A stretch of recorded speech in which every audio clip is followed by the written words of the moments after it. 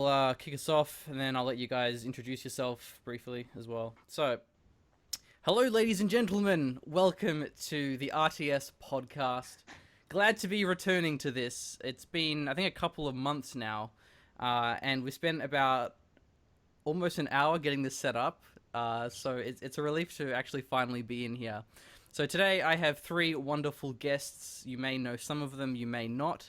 Let's go ahead and let these guys introduce themselves. Doomhammer, tell us a bit about yourself.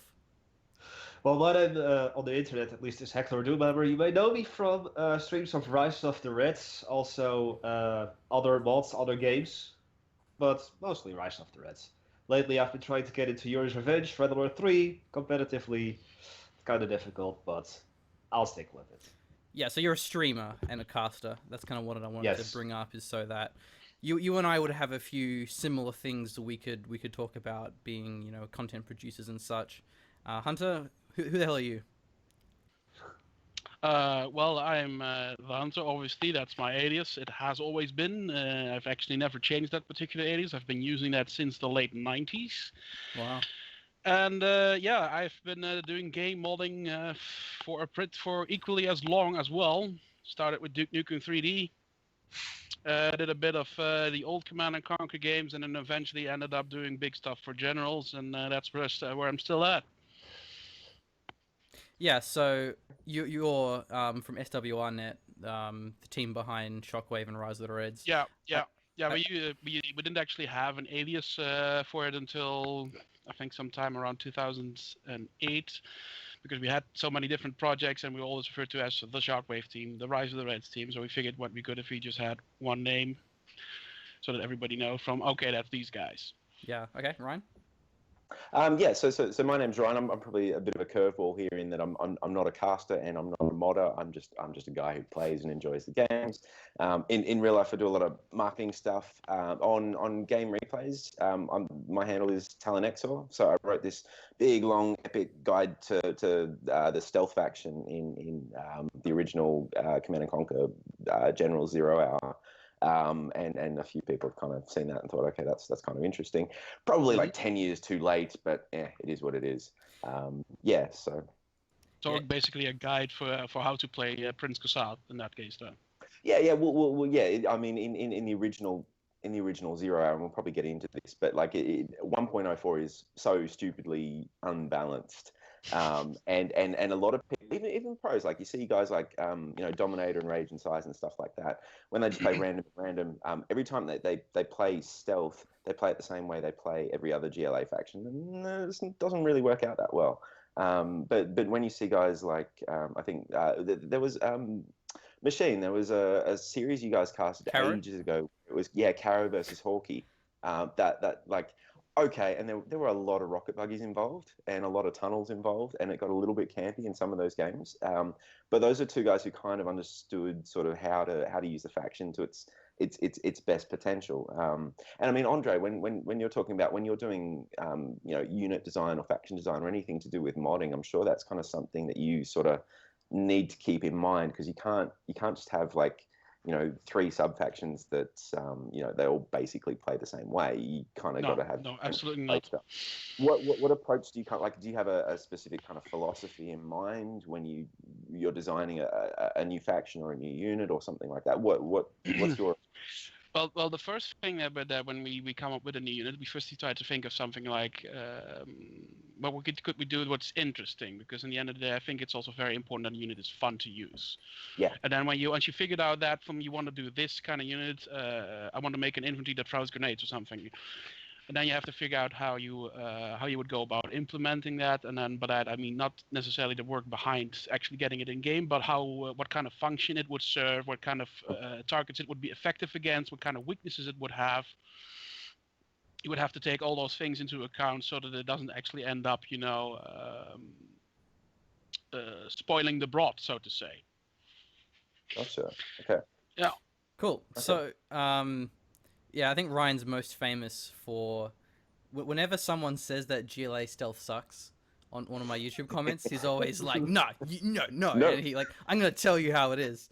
But anyway, so I think the way we're going to structure this, at least to start off with, is we'll talk a bit about why we like Zero Hour, and then this is kind of going to be about modding. So then we're going to talk about like what we don't like about Zero Hour, and then kind of adding in how, Rise of the Reds and how Shockwave and how they've come to kind of fix some of those issues that I'm sure you've had with it, and how we feel about I can already hear the people screaming that they didn't fix it, they broke it. Yeah, of course. But I wanted to make this one all about Zero Hour just because every other podcast that I've done was essentially all about Company of Heroes and sort of drawing comparisons from StarCraft. It's been really easy to get all these cool Company of Heroes people from the community to get on board. But as for Zero Hour, it's actually been a struggle. Like, I've been keen to do this with Dominator, but I haven't been able to work out a time with him. So I'm glad to have some other folks in the Zero Hour community with me. It's a little bit harder to get Zero Hour players on board. So let's start with, what do we like about Zero Hour? I'll start here. I like Zero Hour because of how much detail there is into all of the unit interactions. Even things that you would assume don't have any interesting, micro to them. Things like workers and trucks and dozers, they do. They have this crazy level of counterplay, all these little, micro quirks. You can crush infantry, you can juke out sideways, but then the dozers have like special types of movement limitations depending on the faction. Like the China dozer can't turn while moving, the USA dozer can't turn on the spot. So even something as mundane as a construction dozer actually has so much attention to detail, and that ends up in the level of micro and unit control you have being incredibly skillful. So Zero Hour is really compelling because there's always ways to out micro and outplay your opponent, and that's what makes it so exciting to cast, because when you see those pro games, you see the level of micro they pull out, and it's truly incredible. And so I think Zero Hour, a lot of RTS games can learn from it as a means of, every game in an RTS game, depending on the scale and such, should have all these quirks, all these skill differentiators, all these little ways to create interaction where there wouldn't otherwise be any. So I think that's one of the reasons, but I think that's one of the reasons which really makes Zero Hour stand out as being so unique and so special for me personally. Doomhammer, we'll go through the list. What do you think of, why do you like Zero Hour in terms of just Zero Hour itself, and then you can differentiate that from Rise of the Reds and such later on?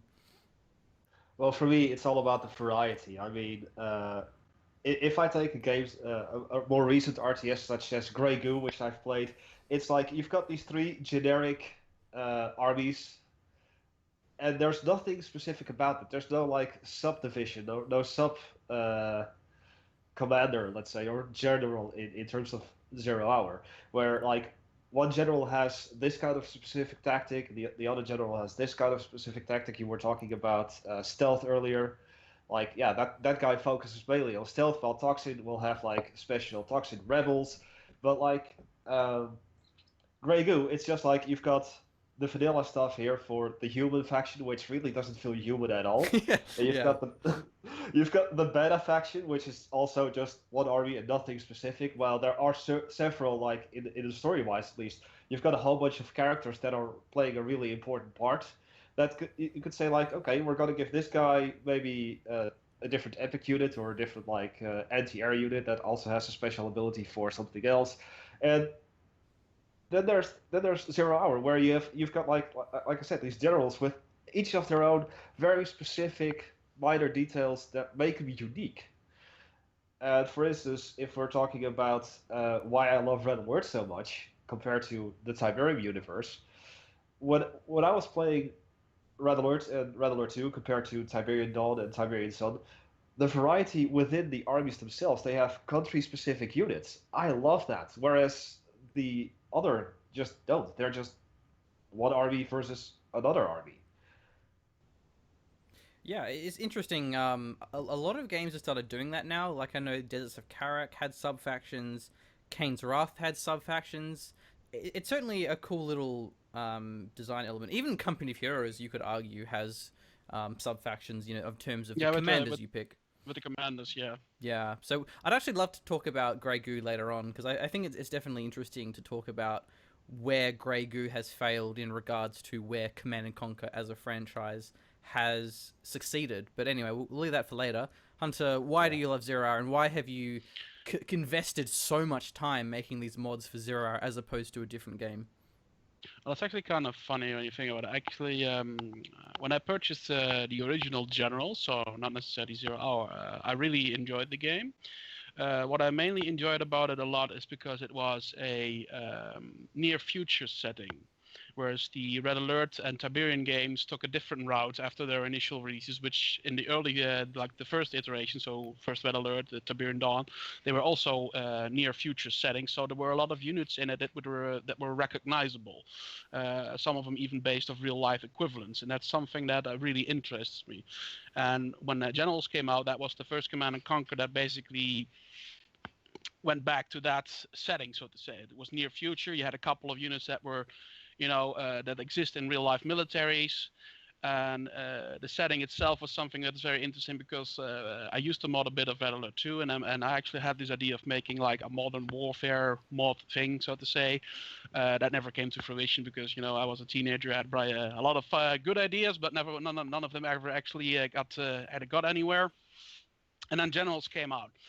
And I really enjoyed the game. I actually remember playing it a lot. And then I started looking up into the INI files, which contain all the settings for damage, what the units do, how they act, etc., etc. And then you give an overlord the locomotor of a rocket buggy and you see it doing wheelies. So that's all pretty fun stuff. And eventually I started something for funsies that I played on land, and that it later evolved into Shockwave. Although that wasn't for Zero Hour, that was still for Generals back then. I just started replacing some sound files because I just didn't like the sounds that it used, so I started mixing up new ones. And then when Zero Hour came out, I played it a couple of times, and I felt like, oh, this is a load of crap. I can do that way better. And so I basically set forth to make the thing that as Shockwave. But I do have to say, a lot of the things that the base game that a lot of people occasionally forget about because they're kind of for granted. The things that I like is interesting little details like how the tracks on tanks actually accurately move along the actual speed that the tank moves. That's something that I really like as a detail. I like the fact that they leave track marks on the ground, the fact that you can crush trees and all these things, or run over civilian cars and stuff like that. That's all the little intriguing details that I really liked about that game, that they really put a lot of attention into, like if you run over a fire hose and then water squirts out and all that stuff. I really like that sort of details. And the amount of things that you can do with an individual unit. That's why I actually like the Helix so much, because you buy a big helicopter. Initially, it's like it has this little pea shooter, and then you put a bunker on it, and boom, it becomes a flying fortress. And then when you don't need the bunker on it, you put a speaker on it, and then suddenly you can use it to repair vehicles, stuff like that. That's something I really like, so that you can dynamically change how a unit acts on the battlefield depending on what kind of units you load into it. The same in that case applies to the Humvees. So yeah, those are things that I definitely really like about Zero Hour. And That's of cool. course, ability to mod the game. I found that humorous just because it kind of sounded like you were some game publisher trying to plug their game at like a press conference. Like, you can dynamically change the unit roll. It just sounds like those marketing buzzwords that you normally hear from game shows and such. But really, really good point. I just like how we're all kind of bringing all these really different perspectives into bear. So Ryan, what do you think? Why do you like Zero Hour? So for me, it's fast. I think when you look around at a lot of other popular RTS games, so I mean, if you watch even like super competitive StarCraft 2, for instance, nothing really happens for the first 5 or 10 minutes. People are just building probes. That's great, and expanding and stuff like that. I know that. Yeah, okay, it's all right. I do want to interject quickly that yes, you are right. Legacy of the Void, the latest expansion, has changed that a lot, because you used to only start with like 6 workers. Now you start with 12. So yeah, the new expansion has cut out that boring early game. But yeah, I wrote a lot about this, because I got bored of StarCraft 2 when it came out for that reason, because it was really that boring build up. But anyway, go on. I just wanted to. I didn't want to leave that there. That like. Okay. Because I feel like it's cool to jump on the StarCraft is crap bandwagon. I know like all the CNC guys, they seem to have this hate for StarCraft. But anyway, go on. Not necessarily. Like, I mean, it is a good game, but like the fact that Blizzard have come out and recognized that, okay, that's a real problem, that's slowing this down, so we need to make a change to it to speed things up a bit. That's a good thing. It's like, you know, they're invested in, you know, making the multiplayer experience as exciting as possible, I guess. So the thing about Zero Hour is, and I guess it's probably a double-edged sword too. Like, a lot of games don't last 5 minutes.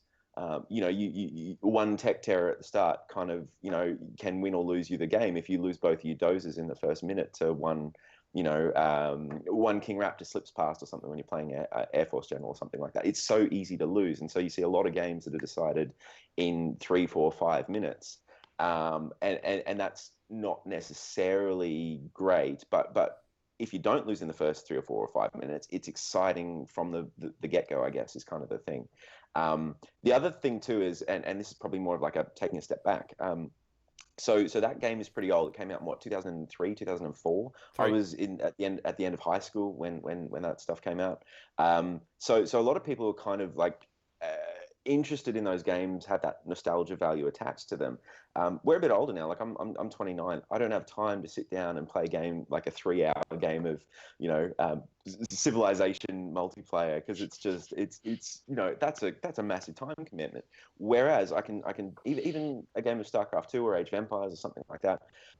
Whereas I can sit down for 0 hour, I can spend half an hour. I can probably play a couple of games, and it's good. It's fun. I got my fix, and I can move on. And time to, hey, I'm having fun. This is, you know, stuff is going on. This is interesting. This is challenging. I think that's just so much faster in a game like 0 hour compared to other real-time strategy titles. So for me, that kind of, you know, first minute stuff is going on. I'm not, you know, you get 2 supplies up and running. You've got units coming out in you know, a minute, and stuff is happening, and that's really exciting for me. Yeah, I definitely agree with that, and I think you can make the same comparison to Company of Heroes. Company of Heroes is you know, one of my, probably if not my favorite game, Company of Heroes 2, and yet it does have a pretty slow early game. The first, say, 2-3 minutes, you're capping points. The strategy in terms of the order of capping and such, but it is kind of boring. You're just waiting and watching your squads capture points, and you don't really have anything to do. But with a game like 0 Hour, it really keeps you on your toes, because from the very start, you're like, okay, I have to like place my buildings specifically in this specific way to try and deny entrance to my supplies. I want to be scouting with my dozer to try and crush some workers. There's so many things going on as soon as you start the game, and it also it makes it interesting, because you never know what to expect. Because when you go into a game of 0 hour, okay, is this going to be a 5-minute stomp? Is this going to be you know, a 40-minute late game with you know, a bunch of super weapons and late game economy?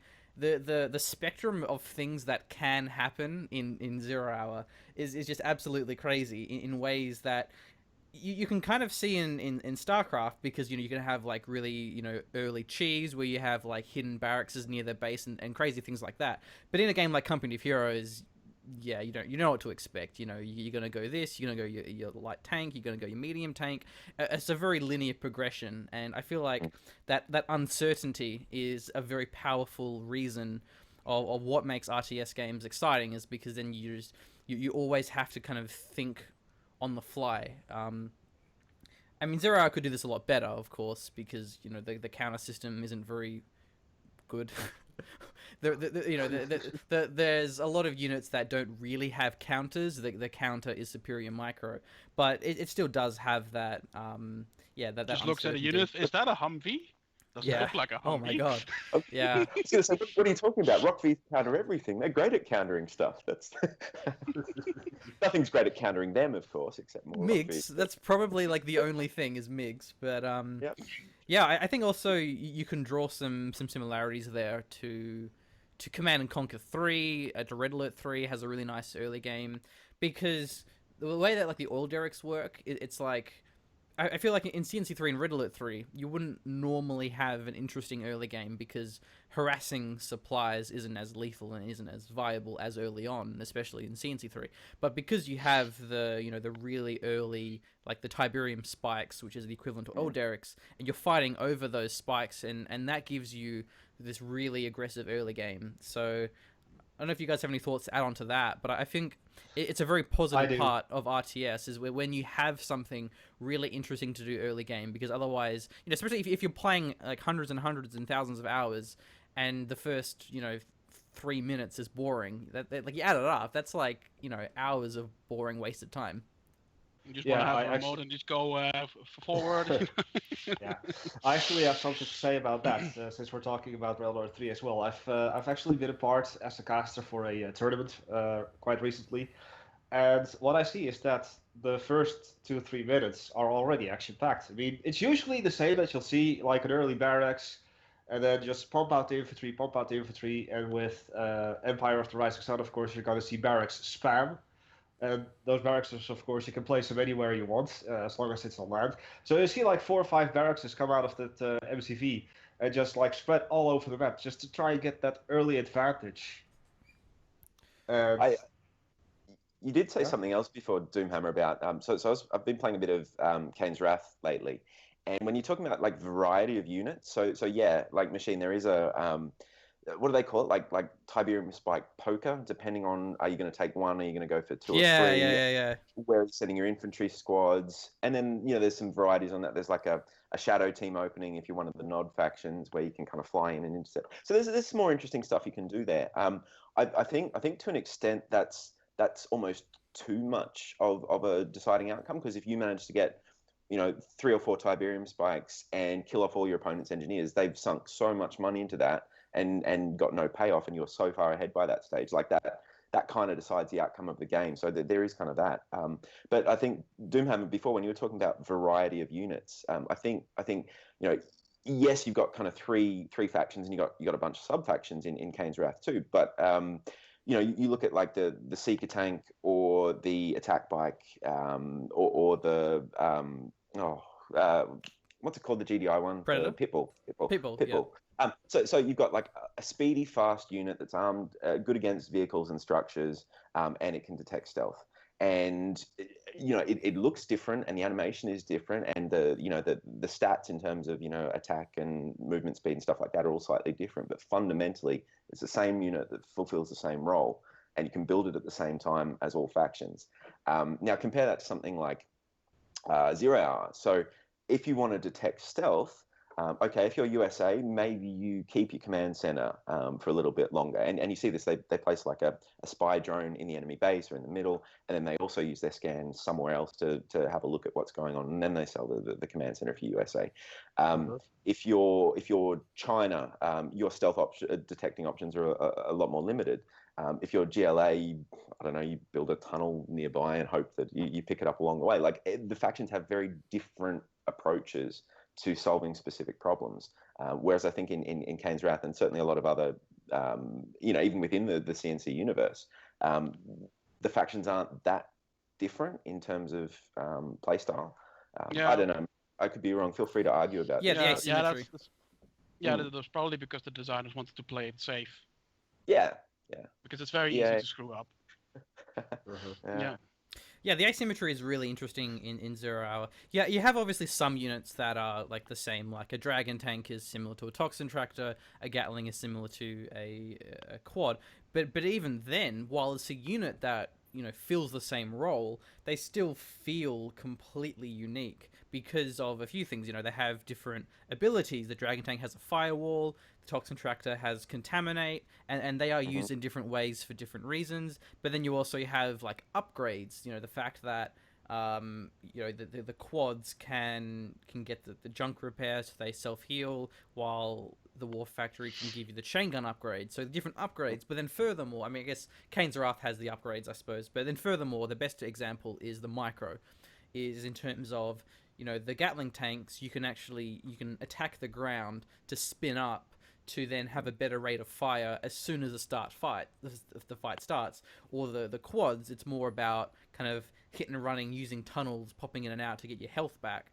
So 0 Hour, for the most part, the units are very asymmetric. But even when they are inherently the same unit that fills the same role in the same counter system, they still feel completely unique because of the micro, the upgrades, the abilities, or the visuals.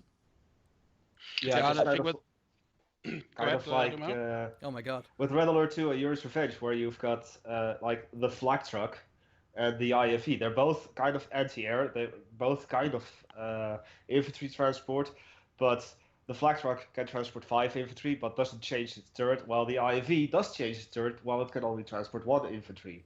So you've got your variety in there. Like they fulfill the same role, but they're completely different to use at the same time, and that's something I really like.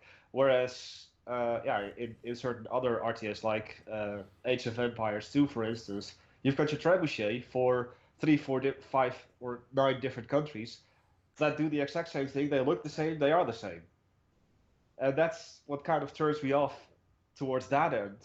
Whereas the variety of Red Alert and the whole Command and Conquer stuff more recently is more like, yeah, I like that.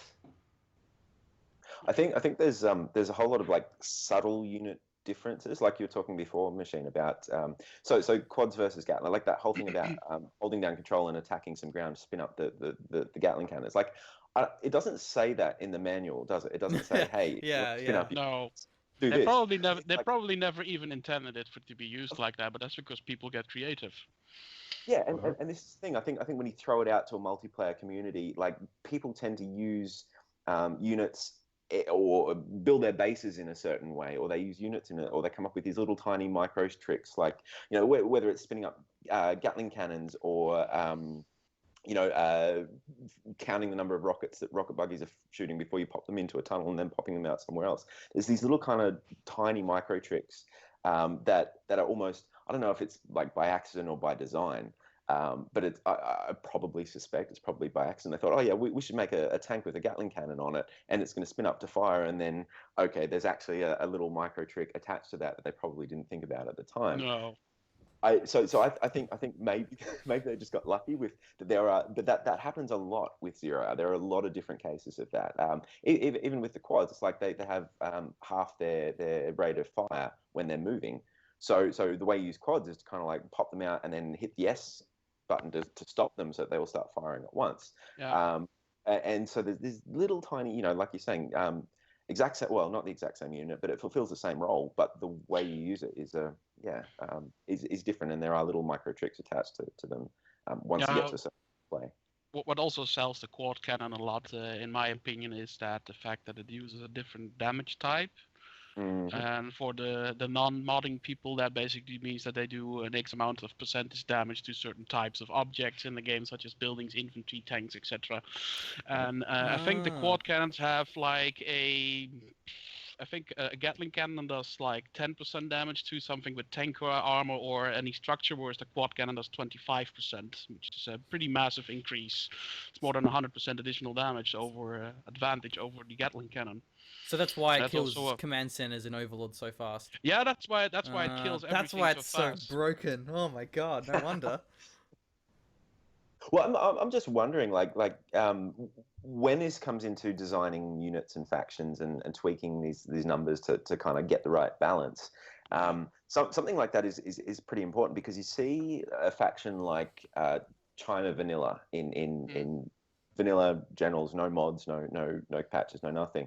And every time, I'm not a China player at all. I think you guys are probably much better with that faction than I am. But every time I play as China Vanilla, I think, what do I build? Everything sucks. Like, you build lots of Gatling cannons, and that's great. You can kind of counter, vehicles and infantry.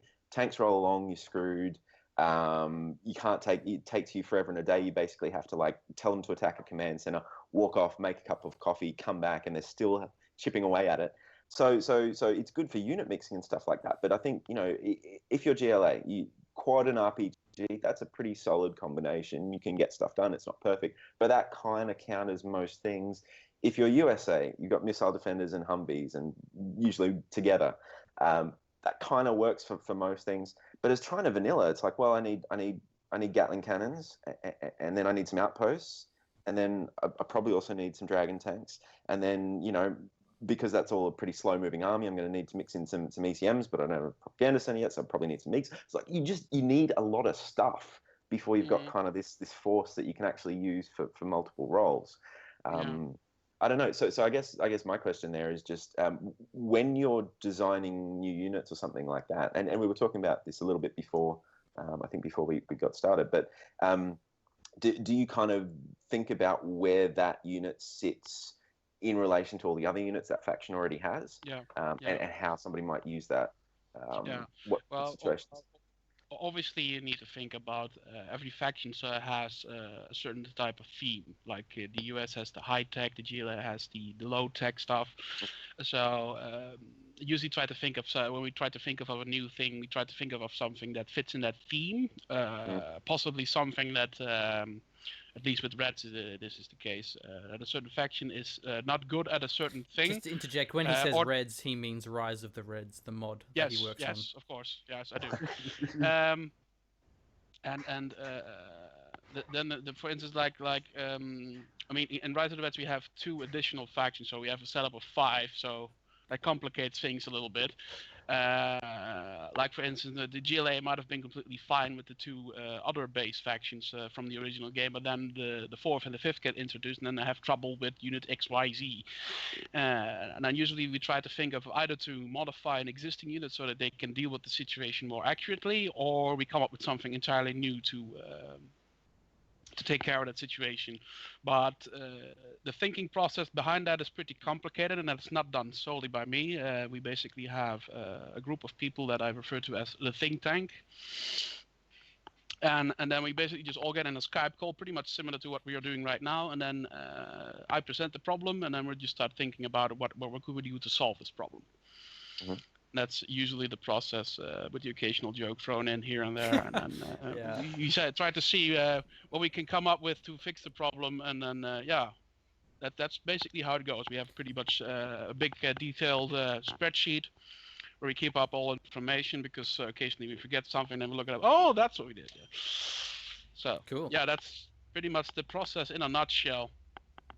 Yeah, I think actually the fact that Rise of the Reds has 5 factions as opposed to the 3 in 0 Hour, but then sorry, the motorbike has probably came through really loud on the mic there. The fact that then 0 Hour has Terrabike. Yeah, it has like 12 sub factions. But yet I would say it's actually easier to develop for Rise of the Reds, because the factions are a lot more flexible. Because the problem with 0 Hour is the factions have a lot of flaws, and weaknesses, and in ways that are just annoying and aren't interesting. You obviously want to have pros and cons. You say that, like, oh, well, GLA is a mobile faction, but they don't have very good, strong units, and that's fine. But it's when you have things like USA Air Force have game-breakingly overpowered air units, but they don't have any tanks, so if you spam 20 quads, I don't know. It's like, what? How is that interesting? Whereas, in Rise of the Reds and in Shockwave, every faction has a unit in the counter system, even though some of them are kind of crappy, like in Shockwave, where you have like whatever the artillery unit is for USA Laser. I'm sure they're designed to be crappy intentionally. Yeah. It at least gives you the tool, because you say you have trying to tank mirror, and the tank doesn't get artillery, and if I have like 10 bunkers, like, what are you going to do?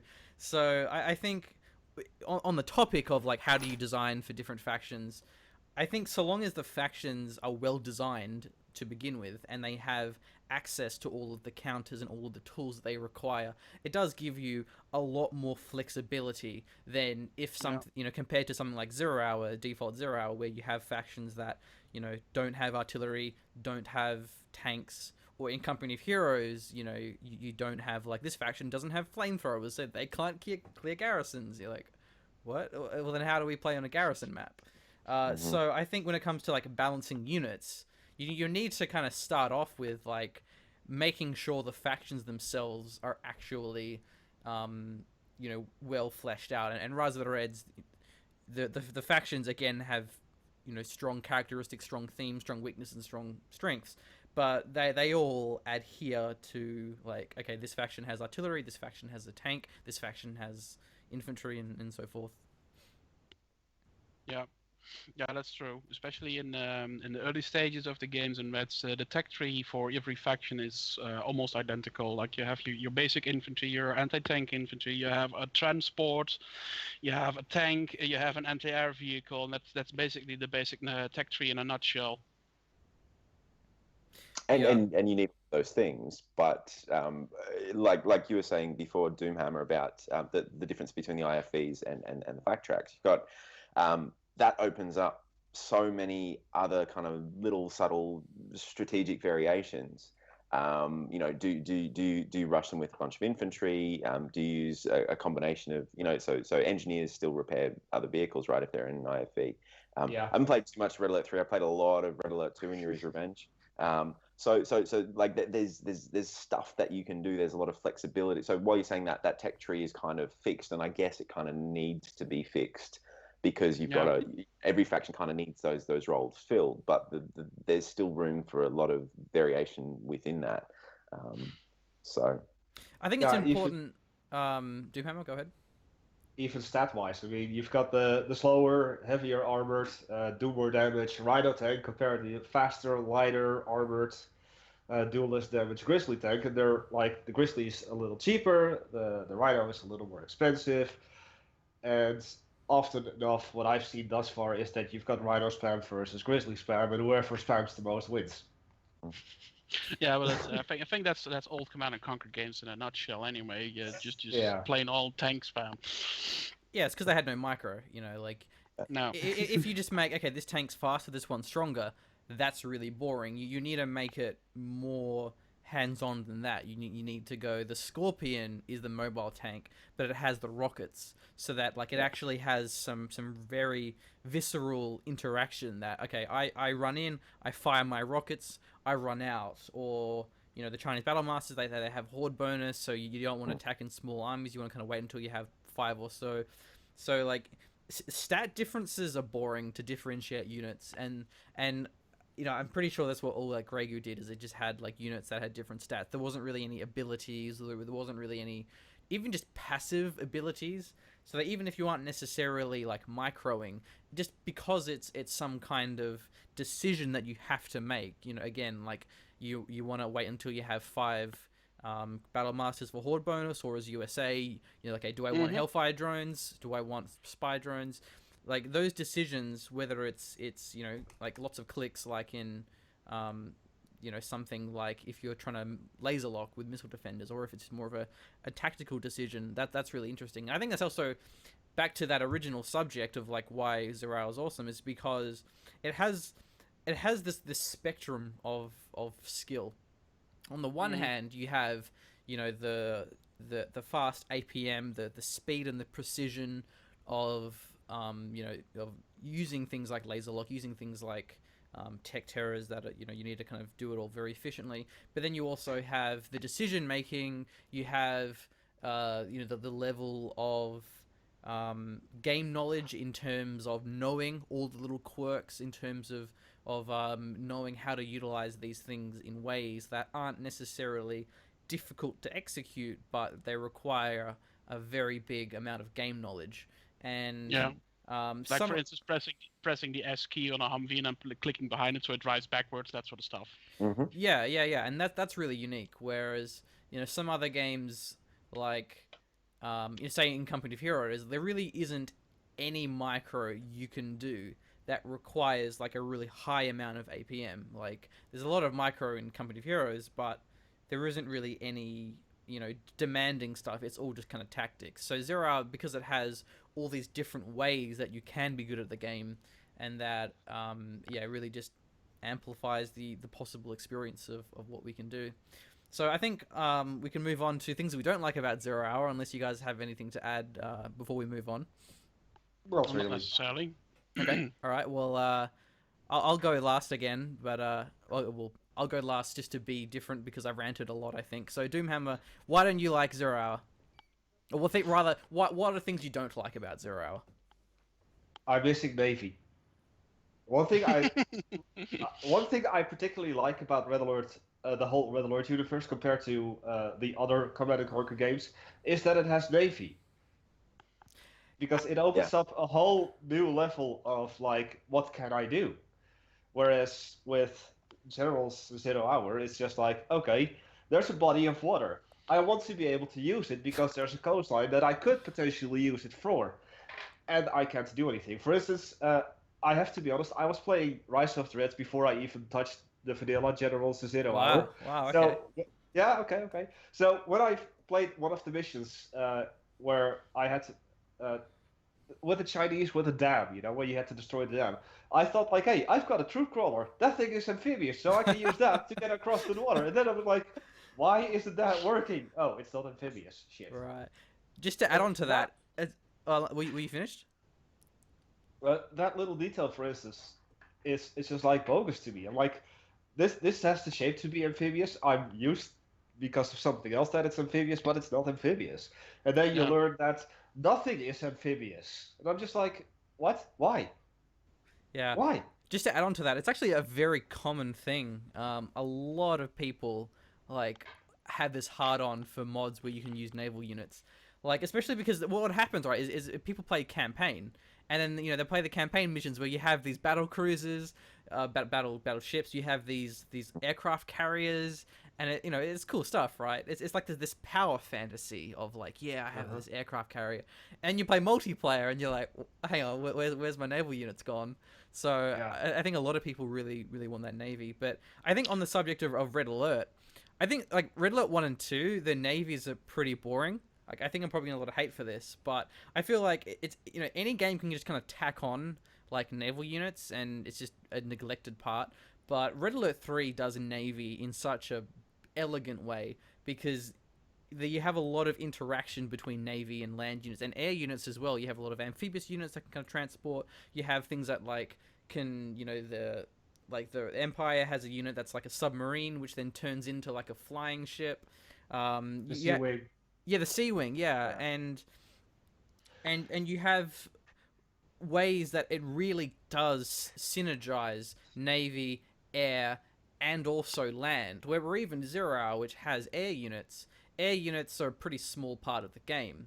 Maybe apart from China, but GLA doesn't have any air units. USA doesn't have air units that are actually viable in competitive play unless you're playing as Air Force General.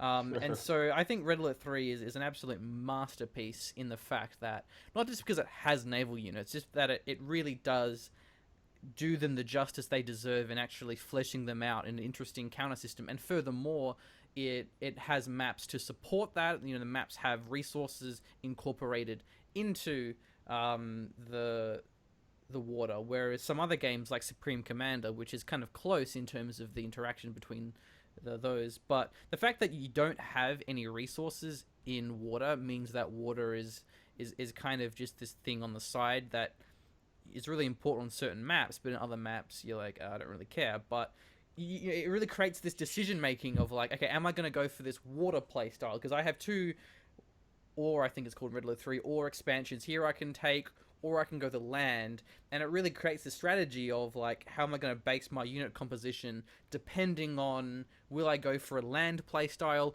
will I go for a water play style, whereas other games, if you're going to add naval units, you have to somehow tie naval units into, well, navy and water in general, into resources or other types of mechanics that are actually interesting and create interaction and contention.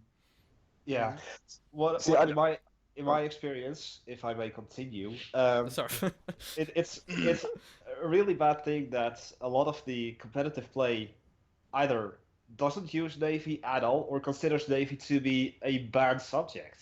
Because when I was playing Rise of the Reds, a game where I was playing as Russia, one of their like huge tanks, the Golden tank, is amphibious. Something that I happen to know because, of course, I've been a part of the beta development and I was taught all of this. So I would actually sometimes go for maps where I could do amphibious assault as Russia and use those tanks. There was this one Chinese guy that actually called me a hacker because he didn't know that.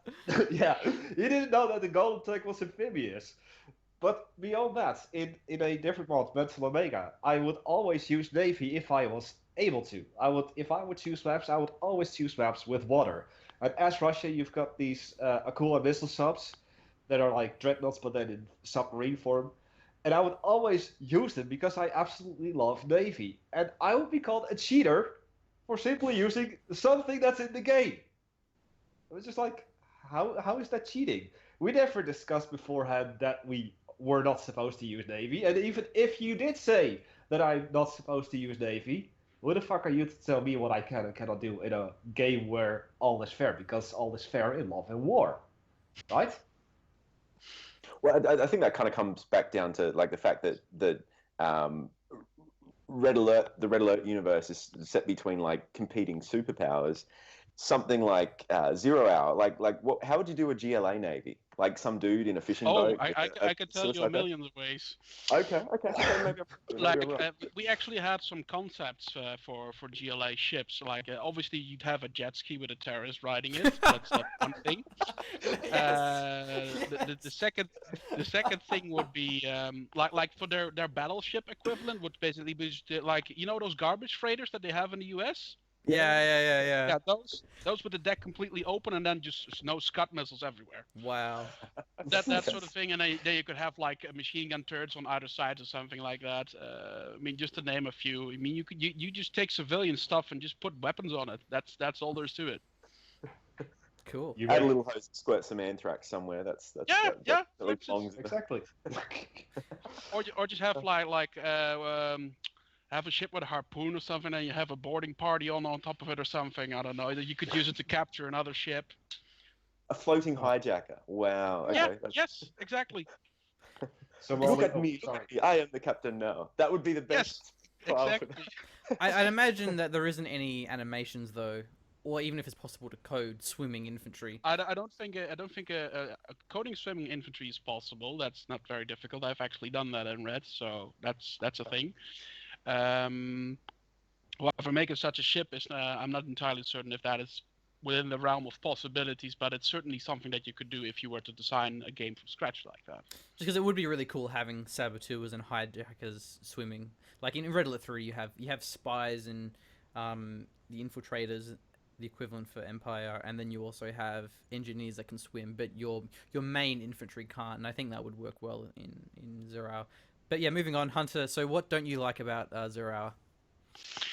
Well, there's a bunch of things that I could name. But one of the things that I don't personally like is the where everybody automatically sells their command center at the start of the game, or at least most of the time. And it's not necessarily because it's bad by itself, but it's just it's not very user friendly, so to say, because as Ryan mentioned before with the Gatling tanks, that's not something that's written in the manual. There's no clear clue that you should do such a thing. So I personally think that it would have been better if that didn't exist at least not in the way that it's done presently. And then there's another thing that somebody brought up in our beta testers is that sometimes people just blow up their command center at the start of the game so that they can get 10 rangers really quickly and drop them in the enemy base, which is another one of those bonkers things that they probably never anticipated as they were making the game. Yes. And then obviously the elephant in the room, which is the rock fees. Obviously, I do not necessarily mind them at a unit. But what I don't like is that they are like 90% of all the games. So to say, that's something I really dislike. And if anybody's ever intending to design an RTS game and you see something like this happening, I would strongly encourage you to change it in such a way that it at least doesn't happen every single time. Yes. And as for other things, what I don't like about 0 Hour, I didn't like the fact that the General's Challenge wasn't completed.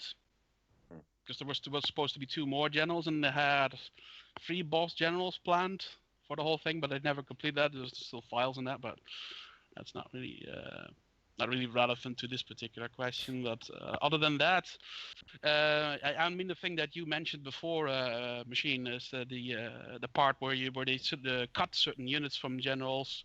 So to make them overly specialized so that they don't have okay, he's coming at me with quad cannons and I'm the Air Force general, I'm fucked. I don't have any tanks, so GG or something like that. Yeah, that's one of the things that I also don't necessarily like. Yeah, so I But think... other than... Oh, no, go on. Go ahead. I'm just too keen. I think, yeah, what you were saying is one of the most underlying things that I disenjoy or don't like about 0 Hour is that the counter system is just completely rooted. Is that rather than having, okay, Gatlings countered by tanks, tanks countered by rocket infantry countered by rifle infantry, and so forth, it's just like everything countered by Humvees, everything countered by quads, and so it does get very predictable and very repetitive. However, the reason why it still works, and the reason why 0 Hour is still so incredible, even though the counter system is as butchered as it is just because of how much micro is a skill differentiator. Is if I have 10 Humvees and you have like 20 quads or whatever, like that's still it's uncertain of who wins depending on micro, depending on, you know, the engagements, depending on the positioning, depending on, you know, do I split up my quads and try and cut you off, or do I use tunnels? So you still have a lot of ways to out micro and outplay your opponent, where most other games, if the counter system was so broken, it would just get really, really repetitive.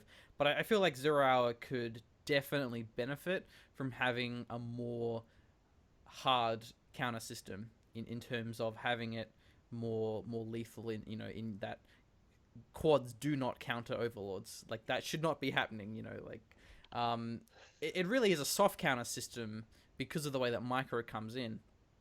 But I think that's kind of the reason why like Rise of the Reds is pretty interesting, is because you do then have every faction with access to those tools and with access to you know, every kind of hard counter that you actually need.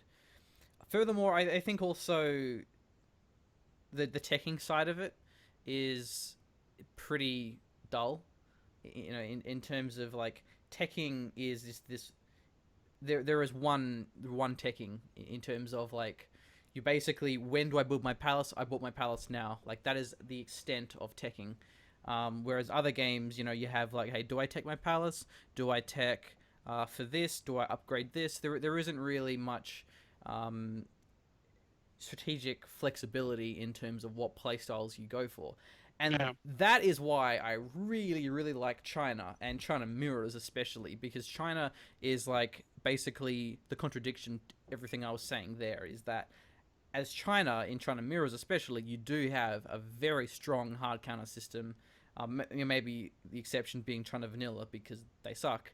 But say like if I have China Tank and China Nuke, you know, like my Battle Masters will counter your Gats, but because of how slow my Battle Masters are, they do really get countered by rocket troops, where normally, like say Scorpions would actually counter infantry because of their rockets, the Scorpion rockets.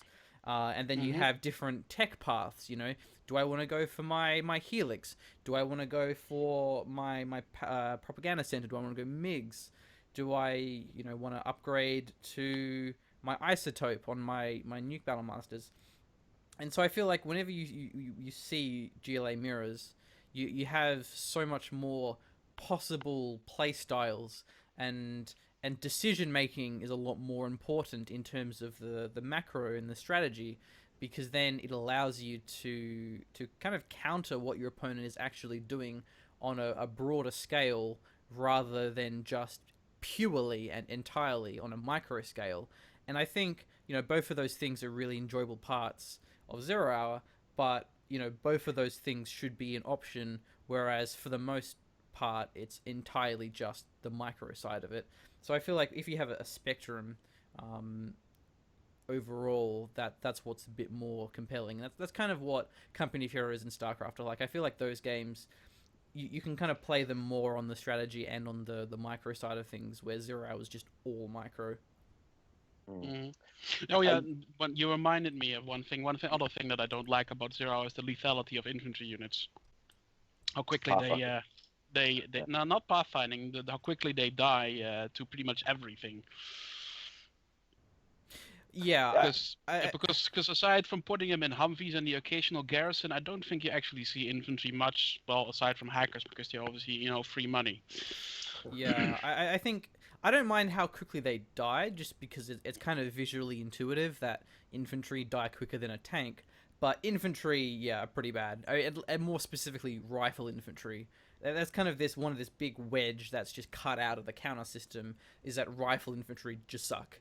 Apart from, troop crawlers or like flashbangs sometimes, but if you're gonna counter infantry, you're gonna counter infantry with quads. You're not gonna build rebels. Whereas then Red Alert 3 does the infantry counter system much better. And I feel like 0 Hour and Red Alert 3, they are so similar. And you can make a lot of very strong comparisons between them. And Red Alert 3 fleshes out the counter system with infantry better, but then also, because it piles in air units and naval units, the strategy and the unit composition is much more of a deliberate decision. Mm. I think one thing we haven't spoken about yet, that's kind of my biggest gripe with, or something that I don't like about 0 Hour, is the general's points and the way you use them. So they kind of, some general's points are just, general's abilities are just so bad you just never really end up using them. Like what? What's your favorite? And True. so even though you've got like flexibility there, what is it, the scrap repair? Yeah, emergency repair. Yeah, it's so bad. That. Yeah. You just like, and then you've got like other units that might actually be totally viable and would make things really interesting, but they're just not really worth the general's point it takes to unlock them. So Scud launchers, for instance, or Marauder tanks, or Paladin tanks, or stuff like that. And I think that anything that kind of opens up the game and gives you more flexibility is a good thing. And I think kind of like artificially preventing you from accessing that. I think the way that the general's point system is kind of structured, like they did fix this in 1.06 a little bit, where I think that worked a little bit better. But there was different tiers where like a Marauder tank would cost 1 point, whereas Anthrax bomb would cost like 3 points. Yeah, I think so. So that's kind of part of it. But so some powers are useless, or just so bad that they're not really worth the cost. Other ones kind of limit the amount of unit choices you have available. And I think what you were saying, Doomham, like variety is one of the best things about an RTS title, both in terms of units and how you use them. But then you've got kind of the third category there, and they're just kind of point and click here to win. And it takes when you've got a game where micro is such a big important part of it, and then you go totally the other way, and it's like Arty Strike, Carpet Bomb, and that's dead. Spectre over here, like especially Air Force General or Super Weapon General. It's just like, all my units are terrible. They're all expensive. I'm just going to stay in my base until I level up, and then I can just like click, click, click, click, click, and now you have no base. And yeah, I guess some of those abilities I think add a lot to the game, but I think some of them are just, it's so easy to just wipe out. Oh, you've got an oil derrick. Okay, now you don't. Oh, you now you don't.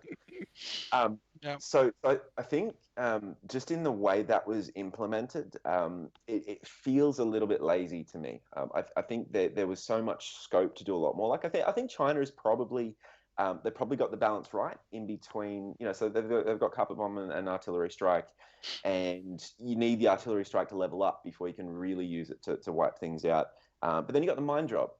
And the EMP and so you do have a few other things. I think they probably got the balance right between supporting your army and dealing damage. But I think USA is way too much weighted towards blow this up with some kind of aircraft, and whether it's A-10s or a Spectre or a Carpet Bomb or a fuel air bomb or whatever. Like there's 4 different things. It is basically a plane flying in, dropping a bomb, blowing shit up.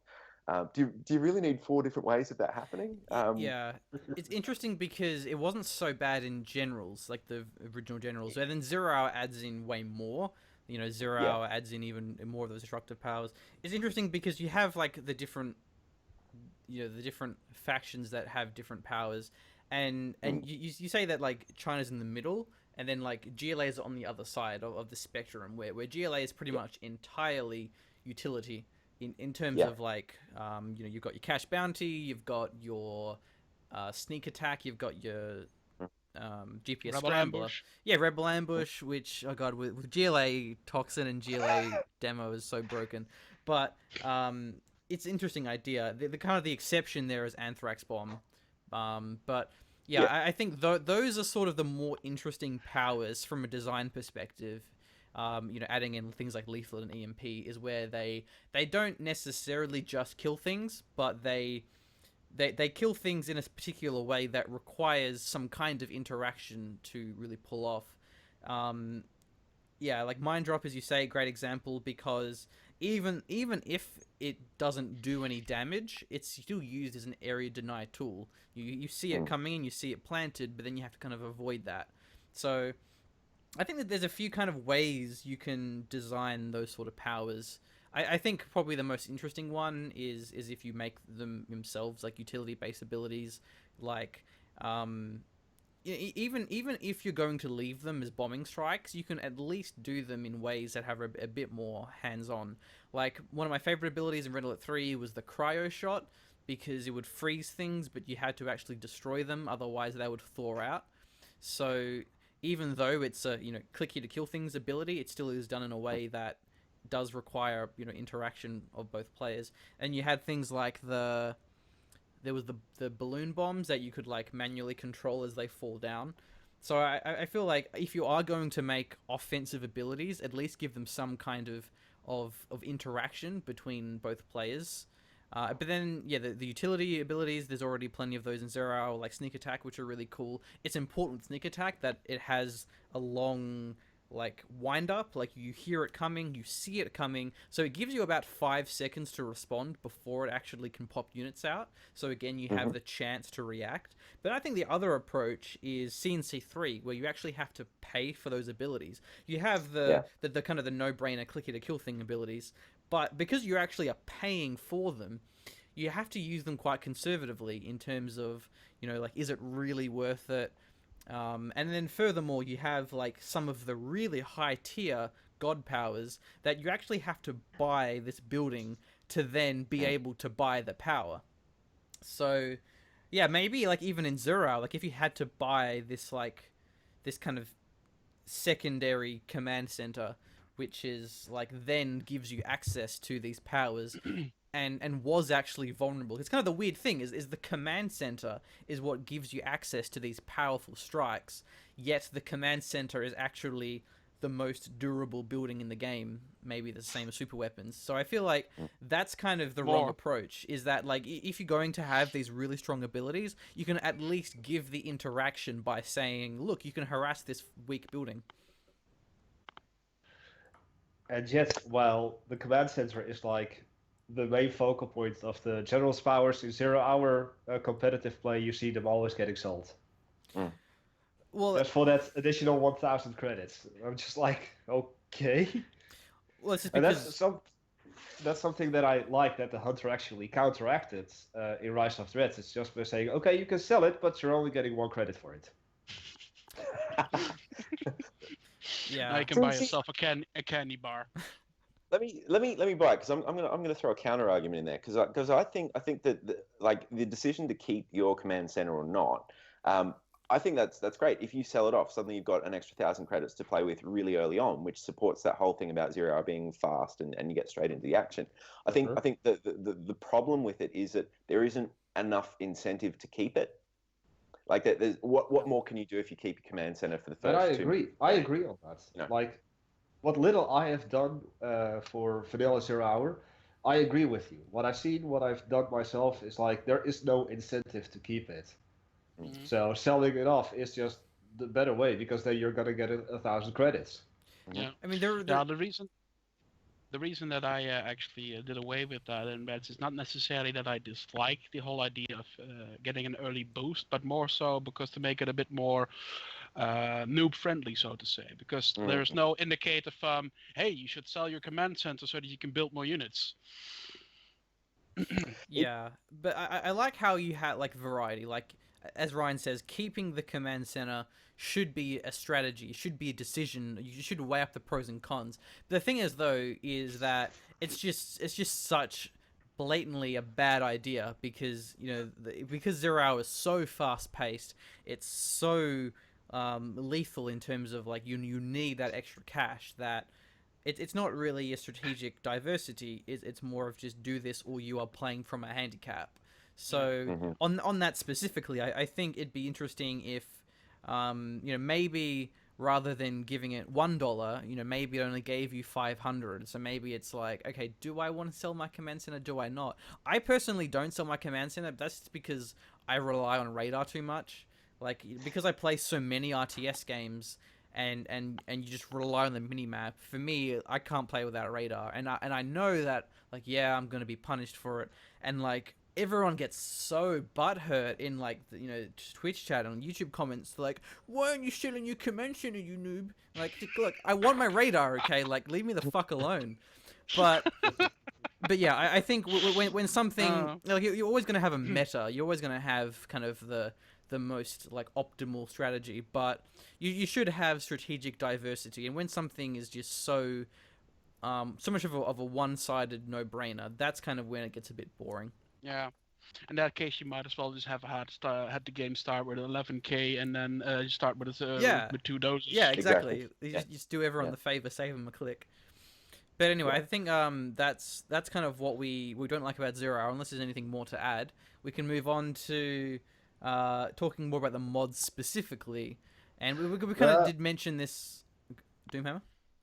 I actually have a more of a general RTS related kind of question, especially for you, Machine. Okay, sure. Since we are both casters, what do you think is the perfect kind of time that a match has to take in order to be interesting? I mean, I've seen Yuri's Revenge plays that don't even last 5 minutes. I've seen other games that last 2 or 3 hours. What do you think is like the optimal for like casting to be enjoyable for the audience? Okay, so you're As a referring game to length. game length strictly, are you? Game length, yes. So that varies a lot depending on the game. If you were to ask me, like, for 0 Hour, I would say 5 minutes. I mean, generally not, like, because you really want 15 minutes, but you could have a crazy 5 minute game. Just say you have like Rage and Size, and it's just this crazy game where they both go like quadruple barracks and they're just like man spamming and it's just absolute chaos. Like that would be amazing, like sure. But then in a game like Company of Heroes, you can't possibly have a 5 minute game that is interesting. If the game is ending in 5 minutes just because someone got completely wrecked and they just forfeited it. It actually isn't possible to lose a game of Company of Heroes at 5 minutes. You have to hit the surrender button. So, I mean, that is very game specific. Are you asking about 0 Hour specifically? More so in general. I mean, I myself do Red Alert 3, Open RA, Rise of the Reds, Shockwave a little bit, and I've always seen that around 25 to 30 minutes or 20 to 30 minutes is for me like the most optimal, because then you've got a little bit of early game, you've got a little bit of mid game, and a little bit of late game. There's like a whole different possibilities, and early game is just like. If you do these 5 minute games, then you're like, okay, let's start.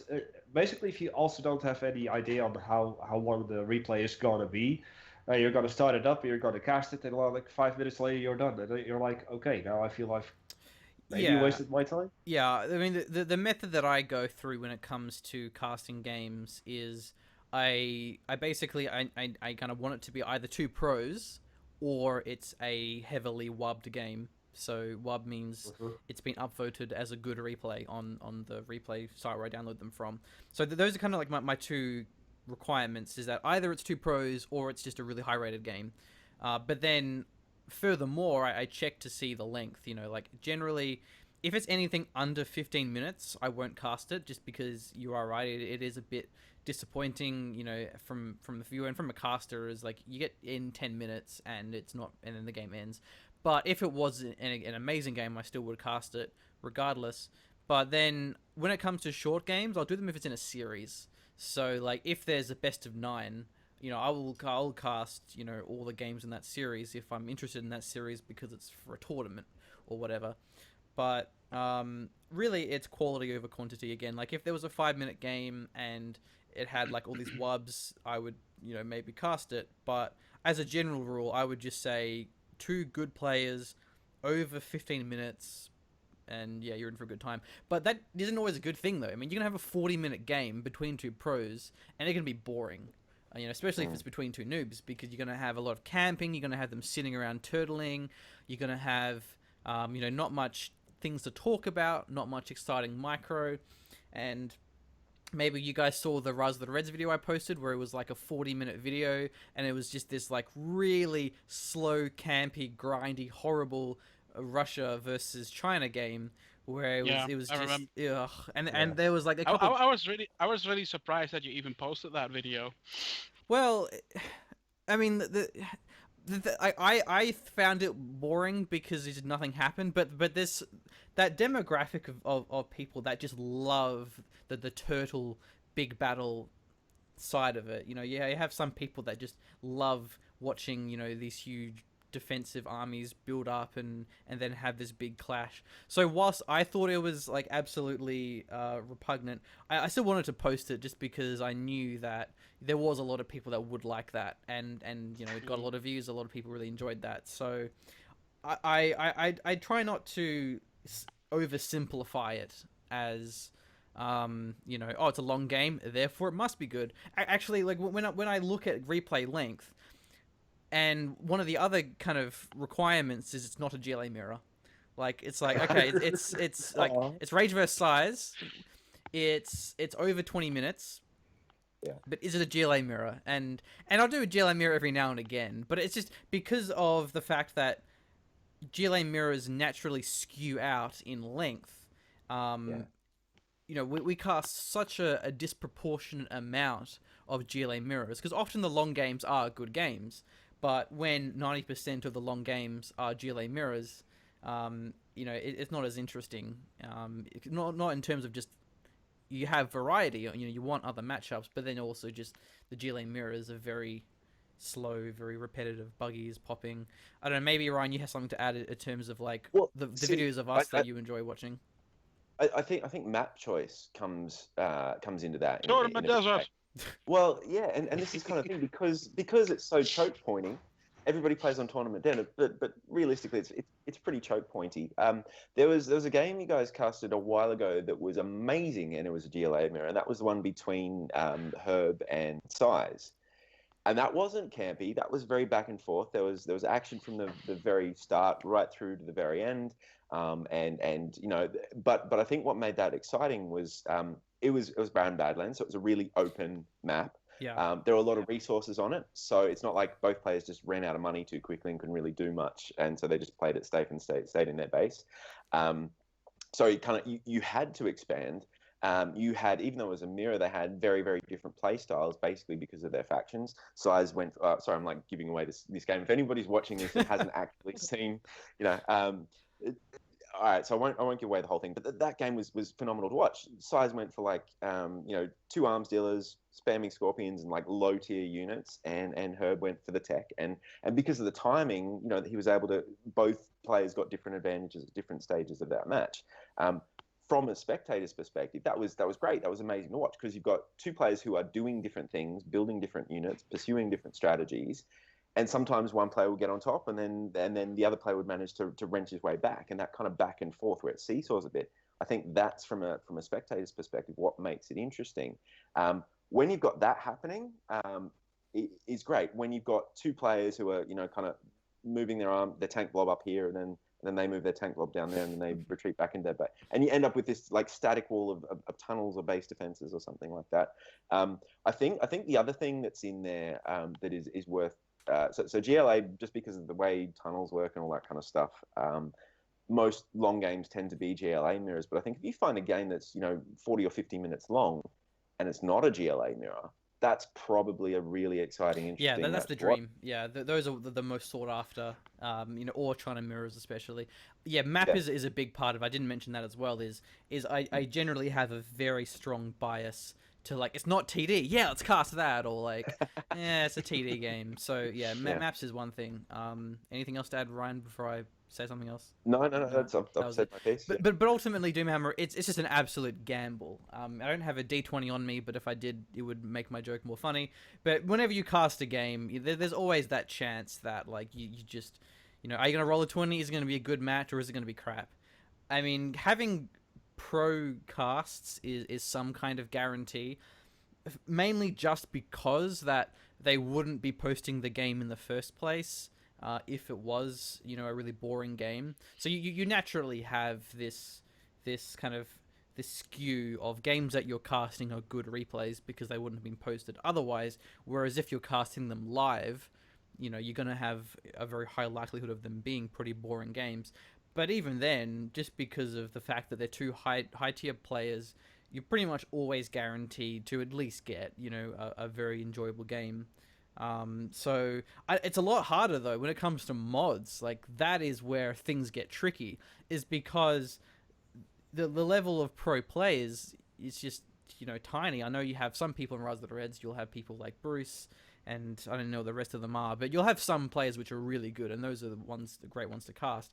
But most people that are sending you replays, most people that are casting replays, most people that are like sending me replays and posting replays, whether it's me going out of my way to find them or if it's me getting sent them, most people playing are noobs. And that's fine. It just means that, the replays probably aren't going to be very good, which is this kind of this huge barrier to entry. So I feel like my solution is, just cast pros is a lot harder for you, Doomhammer, when you're, I guess, predominantly doing mods. So when it comes to mods, I don't know. I mean, there's a reason why I don't cast mods very often. This is because a lot of the times you get boring games with low tier players. With that, I agree. But if I, for instance, take a look at your YouTube channel, and what I see, 90% is race versus size. Yeah, on problem. The desert. And then we come back to the whole variety aspect again. Is not only do I like 0 Hour for the variety, but I also like to show variety in terms of players. Hence, when I stream, I often say, okay, you get one game, and then you have to wait an hour if you want to play again. Yeah. That is, if I even decide to continue for several hours, because especially lately, it's died out a little bit. The whole everyone like is waiting people for are a new version. obviously, and once that hits, of course, we're gonna have a whole bunch of new players, a whole bunch of older players returning to the game. But lately, what I see is just like the same people are always there, and they're always playing, and they're always like, I open up a game, and they're in. I'm like, no, you've just played. And then they're in again. I'm like, hello, don't you understand that with me kicking you, I don't want you in? And they just keep on going in, keep on going in. And what I see with you, when you're casting these rage versus size matches, it's always like, oh, it's rage versus size again. Oh, it's rage versus size. Oh wait, it's Dominator versus size. Oh, that at least is a little interesting because it's not rage versus size. It's not Tournament Desert. Pretty sure the last 4 replays have all involved Dominator. But the thing is like you're kind of contradicting yourself there because you're saying that you want variety, but yet the pro players is what gives variety. Like you see way more variety from Raid size Dominator. But not only in terms of like the matchups and the unit compositions, but in terms of just the things that happen.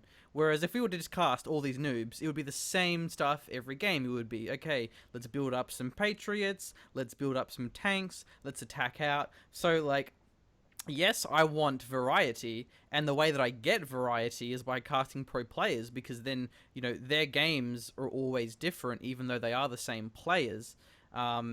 It can be repetitive if it's the same maps, yes, like TD. So we do try to do different maps.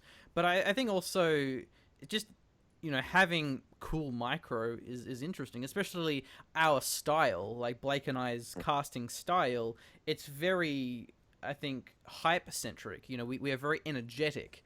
And for that to work, it needs to have exciting games. It needs to have like, wow, look at that missile defender laser lock. He just laser locked like 12 things at once. Like, that's insane. That's really exciting. I agree. So you want to have exciting moments, which requires pro players, but then you also to have variety in terms of strategies and build orders and matchups. You need to have those pro players, I think. And I mean, sometimes you have noob games that are phenomenal. Like recently we casted Sliffer versus Stiga. That was like the best game we casted in a long time. That game was phenomenal. But it's only those wild card games you have once every few months, because most noob games are just like, this is really boring. Can I just jump in there for a second? Because I think from a spectator's perspective, I mean, yeah, I kind of agree a bit, Doomhammer. It's like Rage versus Sires. Okay, two really good players. They know each other really well. They're probably going to try some different variations and stuff like that. They're probably going to execute it well. There's probably going to be some great micro. Like, I think you can't go wrong with that. But I think there's probably a lot of people who might be interested in playing competitively, but they see those players, and it's almost like, especially if it's on Tournament Desert or something like that, the build orders are almost robotic. They do exactly the same thing at exactly the same time, just because they know their timings. They know exactly how long it takes to send a dozer from this point up to there, and get a barracks up, and will they have time to put a Patriot there or not.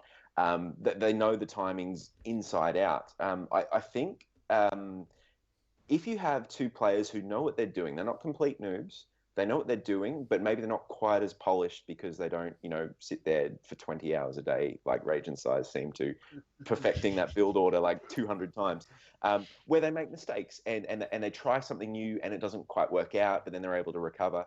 I quite like watching imperfect players have a go. And maybe there's lots of ways they could improve it, or way that there's something else. But I think there's probably like a lot of people who are interested enough, and like they know enough to be able to be competitive. They don't know they're not going to win. They're not going to beat Rage or Size or Dominator or anybody else. And I think that they're probably a little bit turned off by the idea of competing in a tournament or playing against those guys, just because they don't want to get butt raped, by like 5-0. In their very first matchup. So I think there's certainly a lot of value in casting other players, and I think it's not so much whether they're two awesome players or two shit players. Maybe you don't want two shit players, but two players who are somewhere in the middle, but at the same skill level. So you don't want somebody who's up here and somebody who's down here. You want somebody who is at the same skill level, whether they're both high tier players or they're both mid tier players, as long as they're both evenly matched. I think that's what makes for a really exciting game. Yeah, it's interesting that you mentioned that, Ryan, because we actually have a similar thing happening when a 0-hour player starts trying Rise of the Reds, and then we watch the game through the stream, and then we cast it, and then the first thing we see happen is they're selling their command center, and we're like, ha! That's a 0-hour player. Yeah. See that's almost probably a good thing about the mods, though, because you might be an average kind of player. But you understand the mods, and you understand the factions, and you understand the matchups a lot better. Now you take somebody like Rage or Size or Dominator, who are like very, very top tier 0-hour players. Now if you got them, did Machine, didn't Dominator play? Was it Shockwave or Rise of the Rage? Yeah, there was some replays of him. It was Shockwave. There was some replays of him. I don't know if it was for some tournament. Yeah. The thing is, when it comes to pros, is if you wave. I don't have my wallet on me. If you wave money at a tournament, like they'll play. If you go, hey Dominator, $100 for this Rise of the Reds tourney, they'll be like, yeah, all right. So it's like I think when it comes to pros, like they'll play mods if there's tournaments, but they won't play the mods for just for the sake of it. Even if they like the mods, like 1.6, like I don't think any of the pros actually didn't prefer 1.6. Like everyone was like, yeah, this is way better. But just because the fact that people weren't playing it was hard to get games. 1.4 was just easier. It was just quicker to get games. So everyone was playing 1.4 just because it was just the go-to. So yeah, I feel like that's a bit of a detour. But when it comes to pros, they generally they're playing more for the competitive experience, and so they will branch out if there's a tournament or something like that to happen. But just to answer your point, Ryan, is I agree. It's a gamble. It's like the worst thing for us is for us to cast 3 games of these unknown players. We take a risk and they end up being really crappy replays, and it really gets you down. Especially when we cast as much as we do this full time now. It's like we have to keep enjoying it.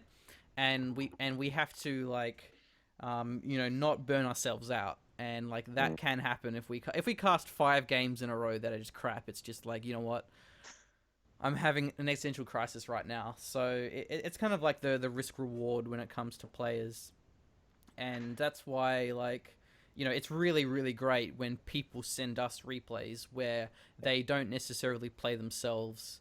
And even if it's not a pro game, if someone can assure me like this game is a good game, you should cast it, then like okay, great, because it's not us taking a risk, and yet it will give variety of unit compositions.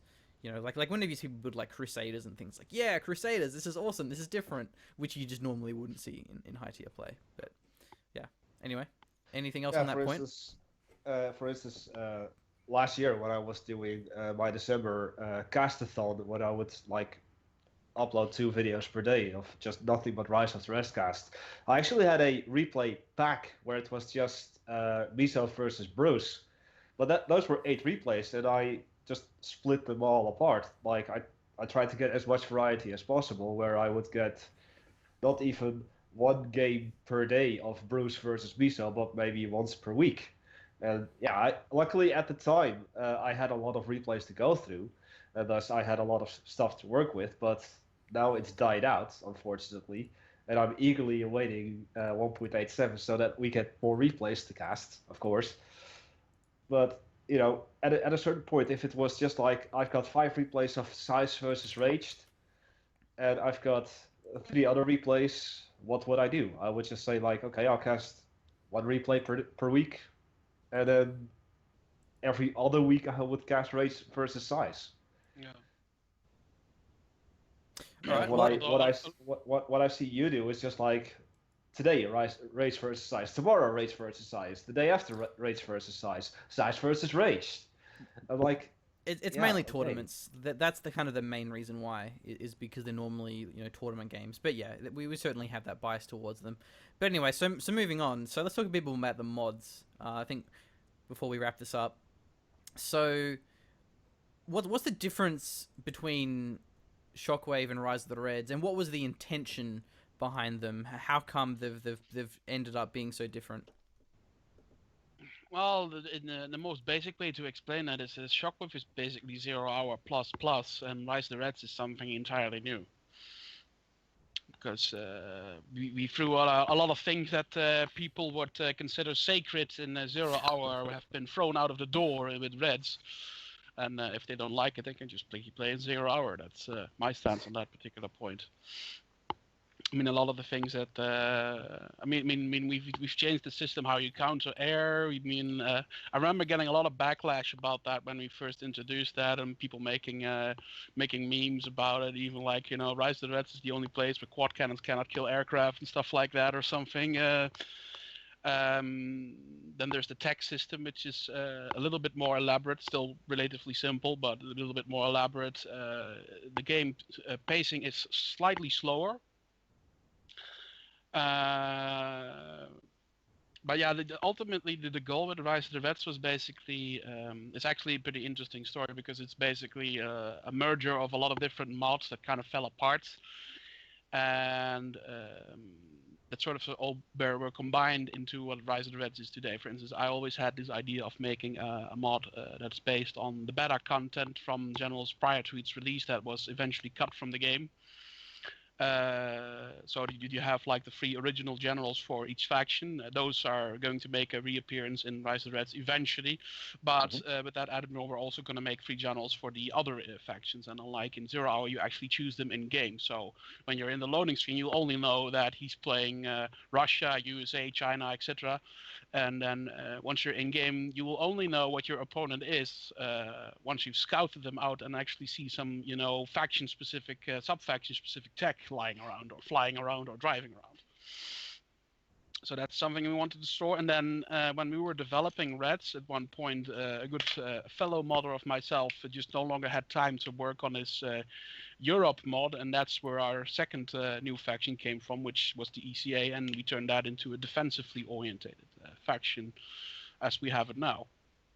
And that's basically the short history of how Rise of the Reds came to be, and we're still working on it in the present, and I'm hoping sometime next year that we will start to implementing the actual general system and the generals themselves. Cool. I think on the subject of that, I much prefer it when you select your sub-faction in-game, like Company of Heroes with your generals, and with your commanders rather, because I think that gives you a whole new layer of strategy rather than being shoehorned into this play style. Your general is a reaction. You know, if you go into the game and you go, okay, you know what, he's playing on this map. It's a very good economy map. So you know what, actually, I want to be aggressing him. So I'm gonna lock in nuke, and then you play trying to nuke, and then maybe you have to like get some upgrade before your battle masters have radiation on them, or like you see this huge army of like, you know, Gatlings coming to your base, and you're like, oh man, I need veteran battle masters. Then you lock in tank general. I think having that level of strategy that is a decision rather than being something arbitrarily, you know, given to you, I think that is a lot more interesting, especially when you see, you know, all of the matchups are just random. You know, in Zero Hour, I don't know why Zero Hour is so unique like this, where just everyone plays random. No one wants to play factions. I think it's just because of the way that the factions are so unbalanced. You couldn't really have a tournament where people pick a faction because you wouldn't you know, agree on matchups, or it would just be trying to, or GLA talks and mirrors every game. It'd be boring. But I think that's a lot more interesting system, and I think Company of Heroes has that same kind of reaction. More so Company of Heroes 1, because Company of Heroes 2 has a very different commander system. But when you lock in a commander as a result of something your opponent does, or you lock in a commander as a investment in a play style that you want to try and develop. I think the other thing I really like about that too is the importance of the early game scouting. If you don't know what faction your opponent is, or what sub-faction your opponent is, being able to send something into a scouting unit into their base and figure that out really, really early on is going to help you enormously. I think one of the things that the Zero Hour suffered from originally was, so if you're China, you really can't scout. You've got no way of doing it. Yeah. You send a truck, and by the time you get there, it's going to die. Maybe that's about it. That's your only option. So I think that that's a really good thing. I think there's also in Kane's Wrath, I know there's a big emphasis on scouting and also denying your enemy's scouts, because if you deny your enemy's scouts, then you can be doing something and they don't know what you're doing, and then they don't necessarily have time to counter it. So I think that adds another element to kind of the strategic sort of options you've got available. If you can, it does exist in Zero Hour. So I mean, so you're in, say, a tank mirror or something. At some point, one of you is probably going to start building helixes, and if you know about it, you can protect against it. If you don't know about it and you don't have any Yats on the field by the time they roll out, you basically lose the game. So I think being able to hide units or hide what you're doing is really important. So if that early game scout helps you, you know, and there's a cost. Okay, so you got to spend money to figure out what the opponent is doing, or maybe, you know, you lose that scout or something like that. There is that kind of risk and reward trade-off that still makes the early game really, really interesting. Even if you're saying the pacing is a little bit slow. With the pacing, was that a deliberate design choice, or was that just partially deliberate, because with like I said, I want the game to be a little bit more noob friendly, so to say, so that people you know, don't immediately get rolled over in the first 5 minutes, although that's still possible.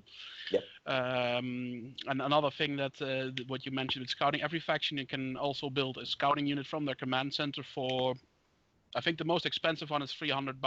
That's about it. Same as Shockwave, right? Yeah, pretty much, except that every faction has a scout unit. And all the scout units also usually have a purpose besides scouting as well. For instance, the US has the recon drones, which are just, you know, it's basically a camera on tracks. That's pretty much what it is, and it has a little targeting laser that has the same effect as the Avenger, so you can use it to boost your infantry or your vehicles or whatever. China has the listening outposts, which have been reworked. They no longer have fire ports or transport slots or anything like that, but they're stealth when they're deployed, and they have a really long sight radius. So if you put a couple of them over the map, you pretty much have an all-seeing eye, so to say. And every faction in that way has its own scout unit with useful side purposes, so that they that basically ensures that they remain useful for the entirety of the game. And to add on top of that, most default vehicles at least have their side range reduced, so you always want to have some sort of scout units here and there around to act as spotters for pretty much everything. It's difficult in Zero Hour to make scouting meaningful though, just because the way that the game works is where you have a gated economy, which means that your economy is arbitrarily restricted. Well, not up, it's restricted. It's hard restricted by how many trucks you are basically should be having on a supply. So you don't want to be building more than 2 trucks. So any more than 2 trucks just suck. And so what that means is that you don't have this interaction where most RTS games do, where it's like, oh look, he's over investing in economy, I should rush him, or like, oh wow, he doesn't have any economy, he's going to attack me. Where in a game like CNC3, I think Doomhammer mentioned that, or Ryan mentioned that, the reason why scouting is so important is because the way that the economy works, it's not gated, which means that you can build as many harvesters as you would like, and there is no diminishing returns. The only downside is the fact that eventually your Tiberium field will be depleted, and of course you'll be behind in units. So you have to scout in CNC3 to see how many harvesters does he have, how many refineries does he have the commands, the whatever the tier 2 building is. I think the command center is like operations center for the nod, and if you see that, okay, he's going for flame tanks. So it's like, not only do you have the economy, where if you see that there's only 1 refinery and 2 harvesters, he's going attack bikes. So then you maybe throw down some rocket troops in your Tiberium field, or if you see the operations center, you know that he's going for flame or like the orcas or whatever. Whereas in Zero Hour, it's like, what do you actually scout? A third supply maybe, but people don't really rush third supplies, and even if they do, you can tell anyway, just because of how wide the unit sight radius actually is in Zero Hour. So it's like, Zero Hour just doesn't work in terms of scouting and counter scouting in ways that many other RTS games do, especially StarCraft, but CNC3 is a good example because it's similar. But you are right, is like, that would give another element of scouting, and I think that's something that Zero Hour lacks, is the scouting of tech paths, the scouting of unit compositions. That's the other big thing as well, is like, apart from Helix is kind of the extreme example, but it's never a situation of, wow, my opponent has no anti-infantry. Okay, you know what, I'm going to transition into mass rocket troops. In some games that's the case, but because of the way that like Humvees counter infantry and also everything else, in quads counter infantry and also everything else, it's like there's never vulnerabilities in someone's unit composition that you actually can exploit.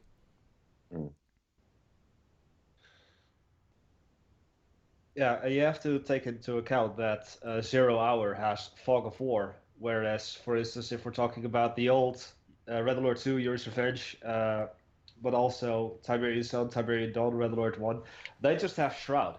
If you uncover the Shroud, you're done. You don't ever have to scout again.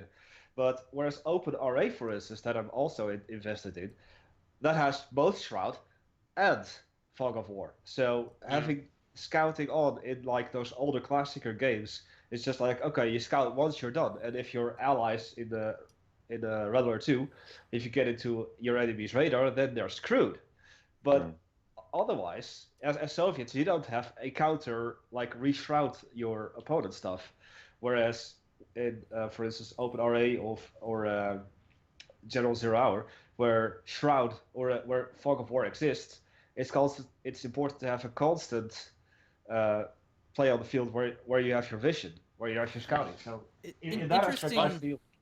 Yeah, it's interesting that Fog of War actually is a mechanic in Red Alert because of whatever they call those fog buildings. Where I think Fog of War is gap generators. Yeah, gap generators. Fog of War is probably the least innovated and iterative mechanic in RTS. Like Fog of War, ever since I suppose like StarCraft. I think Warcraft 2, I think, was the first game to introduce Fog of War. Yeah, so kind of post Red Alert 2, I suppose, is just everything had Fog of War, and that was it. Like you just didn't question Fog of War. It was just this inherent lore of RTS games, is that you must have Fog of War, and it's something that I feel like more RTS games could perhaps play around with. You know, like say have ways to create fog of war, like gap towers or gap generators or whatever like that. So it's interesting when you You're look. confusing it with Shroud. You're actually confusing this with Shroud. Fog of War is actually what you see in Generals Zero, where it returns if you're not having any scouting. Whereas Yeah, Shroud the shroud will exists in uncover. the shroud does exist in Generals and 0 Hour, but it's only in the single player. Ah, But yeah. it's like completely black, so that you can't Mhm. even see the terrain. Oh, right. Yeah. Well, Yeah, yeah, with Rise of Threads, the Russians actually have something similar to the gap generator, the blackout node, yeah, that does the exact same thing. It just creates not even Shroud, but or not even Fog of War, but just Shroud, where it's just like you can't see anything. You can't even see like whether there used to be a building there or not. Because if you have like a building that was scouted out, the Fog of War returns, but the building is gone, you will still see like the building as it was there. But once Yeah, you the scout silhouette. over it Yeah. again, then you'll see it's gone. Whereas Shroud is just like you can't see anything at all. yeah, which actually would be quite powerful when it comes to General's powers, because then you would miss it if you forgot where their building was placed. So something that I think I really like about Shockwave is how, even outside of gameplay, is the fact that you have all the attention to detail visually, and this is the same for Contra as well. Is that where like rather than just having USA Laser General that has ranges and Comanches, you have laser ranges and you have laser Comanches, and then it really brings the faction to life, and it really like makes you feel like you are actually playing a laser general, because in 0 Hour, like USA Laser and USA Vanilla are basically the same faction because people don't build Crusaders anyway. And so you often forget that you're playing Laser, and you're like, oh wait, my Avengers are cheaper. That's awesome.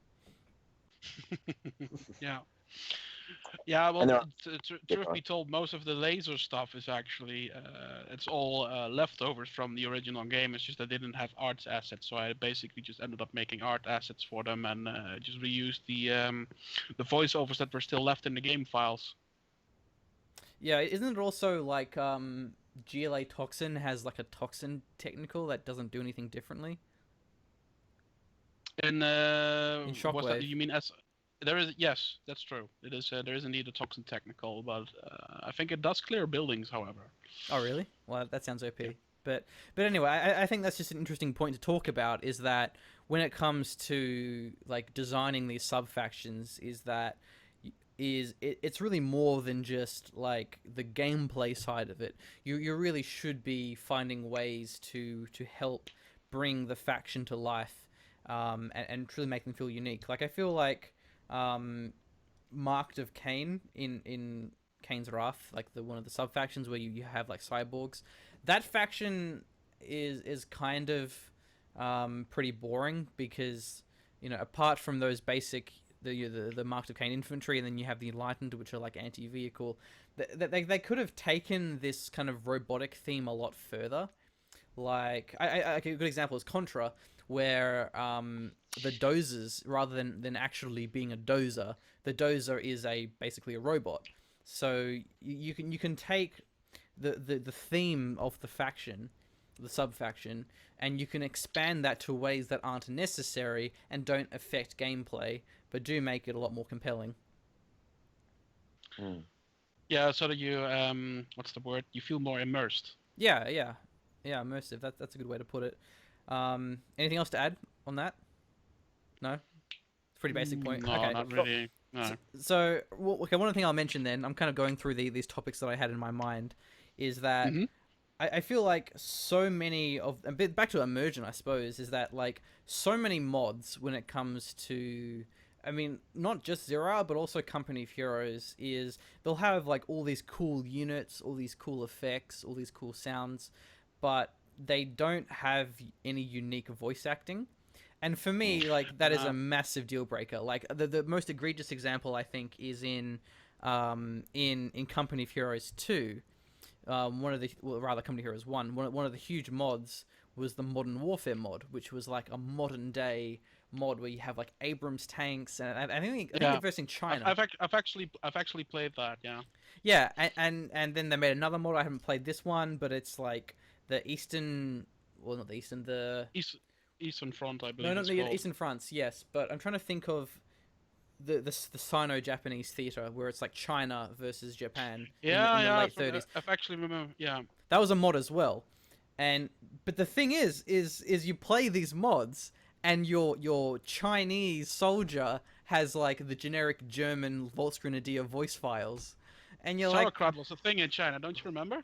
yeah, and for me that just completely ruins it for me. Is like I don't feel immersed at all when you know my Chinese infantry or my Abrams tank, it has like the same lines as a Sherman or like, you know, some MG42 team. And I feel like that's the real strength of Rise of the Reds and of Contra as well, is that they both have this fully unique voice acting. I mean, Rise of the Reds is a different approach to Contra, where Rise of the Reds, it's all like in English and they're quite goofy, whereas in Contra, it's like you actually have native Chinese languages. I don't know where those voices are from, presuming they're from some other game or something like that. I think the Chinese voices were actually recorded by fans. Really? Okay, well that's Yeah, cool. I believe so. And I think that's even better. Like, I absolutely love the fact that you know, the Chinese are speaking Chinese, the GLA I assume are speaking Arabic, and like it makes it so much more cool because you're like you feel really more immersed. And in Company of Heroes, one, I used to always put the German native language on, and in I did that as well. yeah, the Eastern Front mod for Company of Heroes 1, it had the Russian like language from the game, you know, voicing the Russians, and I think like that is a huge difference. I think in terms of actually getting people hooked in the mod, you need to have that extra detail. And it's like, you know, you could have a mod that has less units, that has less factions, but you know, if it doesn't have this unique voice acting, if it doesn't have all these unique quirky units, I think that's not going to be as much of a, you know, a lasting positive impression. Mm-hmm. Continuing Yeah, that whole thought, if I may. Go ahead. I remember, Machine, your cast of you playing Age of Empires 3 as the Dutch. Yeah, yeah. Oh my god! As a Dutchman, I'm a Dutchman, and I absolutely despise the Dutch voice acting in that game. I was just horrified, like, oh my god, how can you even do that? Yeah. It's also pretty comical when I hear someone who obviously doesn't know German or any language that's related to it tries to pronounce the German names. It's somewhat comical to me. I mean, I'm fluent in German. I could be having this entire conversation in German if I wanted to. So yeah, it's pretty funny. Like when you say, I wouldn't even know how you would pronounce it, like Jagdpanther, Sturmtiger, Yeah. and so on. Yeah, I mean, the thing is with Australians, though, is that, like, we get away with butchering everything. Like, because we're But just it's not just Australians. It's pretty much everybody who has English as a native language. Right. Yeah, Yeah, like... even my regular last name gets butchered beyond belief. I mean, I've been called long jeans because they can't even pronounce it. Okay. Yeah, like, the thing is with Australians, right, is we kind of pick and choose between American, English, and then whatever the hell our own pronunciations is. So, like, we just have all these wild things that we say, and people are like, what are you doing? Like I've started saying, since I started, like, casting and playing a lot of Off-World Trading Company, I started saying aluminum, which is the American pronunciation, because it's just easier to say than aluminium. Like, because when I'm playing and when I'm casting, like, I don't want to have to add on like 2 more syllables. Like, you know, I'm gonna go with American. That's fine. It's quicker and it's easier. But just on that, I think there's probably a few challenges as an Australian caster, I imagine. Because I know, being Australian, we have a lot of funny expressions that mean absolutely nothing to anybody else anywhere else in the world. Yeah. There's a CNC3 caster from Australia called Green Zero. Yeah. I think he's a pro player and stuff like that. I watched a couple of his casts the other day, and he's saying stuff like, "Oh yeah, I'm just going to send these straight up the guts." Now, I understand what he's talking about. Do you guys, as Dutchmen, do you understand if somebody says, I'm going straight up the guts, do you presume they're eating something or they're like making an incision somewhere around here? Like, do you actually know what that means? You're gonna I send think I them have a straight rough. up the guts. Yeah, I have an idea. You're just gonna send them into the grinder and like let them die if they have to die. That would So, be sort of my about, interpretation. Yeah.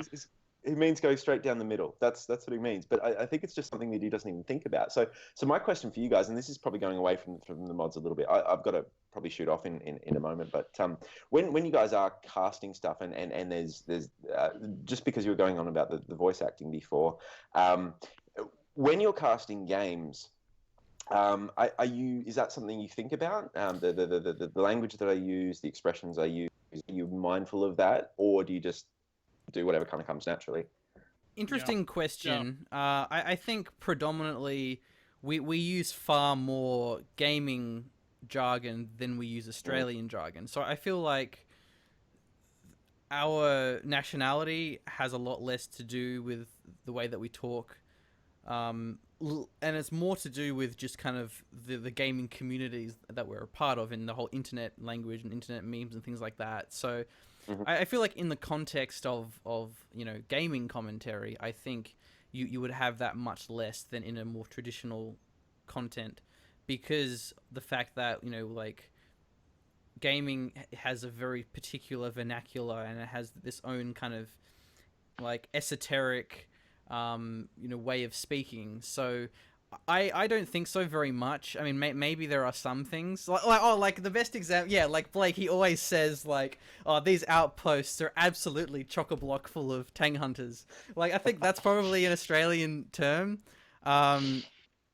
Yeah, I don't think there's many things though. Honestly, I feel like if I was having a conversation with a person, it would come up a lot more than something like actual game commentary, because you're talking about things that are so unusual for your everyday conversation in real life in your country, that those words don't often cross over, if that makes sense. Yeah, I What about you remember. two? Yeah. I'll answer that question in just a moment because I remember, Machine, your Q&A video where you and Blake were actually talking Australian because somebody asked you to say something Oh yeah, typically yeah, yeah, yeah. Australian. Yeah, go down to Like, Servo, mate. Have some, you know, pick up at the traino. Yeah. I had no idea what you were talking about. It's Yeah. that you translated it for us. Otherwise, I would be just like, okay, are they talking about putting shrimp on the barbie? Yeah. No, but when it comes to me and casting, I just say whatever comes to my mind. And for a very long time, I've actually spoken out loud a lot more English than Dutch. So basically, my whole brain is really set over to English at certain points. There are certain sayings that I would like to use that we use in Dutch that we can't really put into proper English. Yeah. Yeah. I Like, don't, Well, you could, but it would be really, really weird. yeah, for instance, give us an example. going like just walking back and forth, like thinking or like just like being very, very impatient, walking back and forth. We call it ijsberen. Andre understands what I mean, right? How would Yeah. I say that in English? Polar bearing? Yeah. I've actually Or- used that during one of my casts, like way early on. But I just Yeah. like I see these tanks just like going left, right, left, right, left, right. Yeah, they're polar bearing. Oh, is that because of what? like bipolar? Is that? No, I don't know. no. It's just there's certain things that don't work in translation. It's the same thing like when you're like say your car gets stuck in the mud and you're trying to push it out, and there's a Dutch saying van ik doe mijn eigen ongeluk, which basically when you literally translate, I push myself an accident. Yeah. Well, you're actually saying I'm doing my absolute damnedest and pushing my hardest to get this car out of the mud. Yeah. Right. Doing self-accident. It's like I- we Yeah. every country has their own sayings that simply don't translate well in regular English. Yeah, in I- American. I think also Australia is very, very. How do I word this? We get influenced a lot by America in particular, and also UK as well, in terms of like our TV, our movies, our entertainment industry.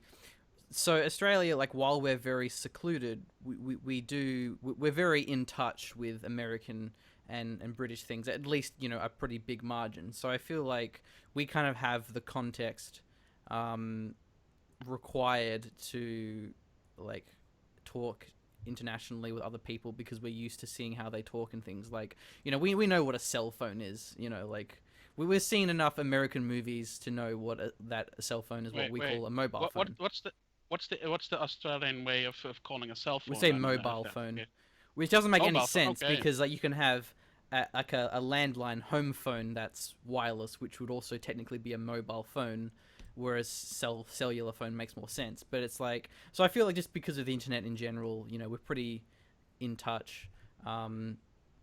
But yeah, for other languages, you might have more of that. We have expressions like chock-a-block and straight up the guts. It doesn't need to make sense to be Australian. That's the whole thing. Yeah. That's true. Logical making sense doesn't enter the equation at all. Yeah. I think also being Australian does give us a bit of an advantage. Like I think being Australian is kind of this quirky, like, whoa, these guys, they're Australian. So I think that helps out in terms of kind of making us stand out as unique, especially since, again, we're a duo. It's obviously harder when it comes to time zones and things like that. But I think Australians are disproportionately successful when it comes to shoutcasting. Like if you look at like StarCraft and Dota, there's a lot of Australian casters that are, professionals. Okay. Sounds good. Actually, on that note, guys, I'd probably better make a move. So I'm going to have to shoot off and let you guys finish this conversation. Yeah, I think that's basically it. It's been 2 hours, which is almost 2 hours, which is kind of as long as you want a podcast to go for. You don't want it to go for any longer than that. No, because everybody would just be like... Yeah. Even though that people like that anyway. Like there's only a very small percentage of people that actually care enough to listen to these podcasts, but I feel like those people do. If you want to go, Ryan, then by all means. I mean, we're pretty much wrapping up now. Yeah, it's fun talking to you, Ryan. Yeah, great having a chat, guys. It was really interesting. And good luck with it all. I'll be watching and keeping an eye out in future. Yeah, thanks, Have Ryan. fun, guys. It's been fun. Yeah, see you later. Have a nice day. Okay, it may have broken my overlay. No, we'll wrap up. But I just wanted to say that it's like with the views on this podcast, it gets like probably less than 1,000, whereas a normal shoutcast is like 3,000.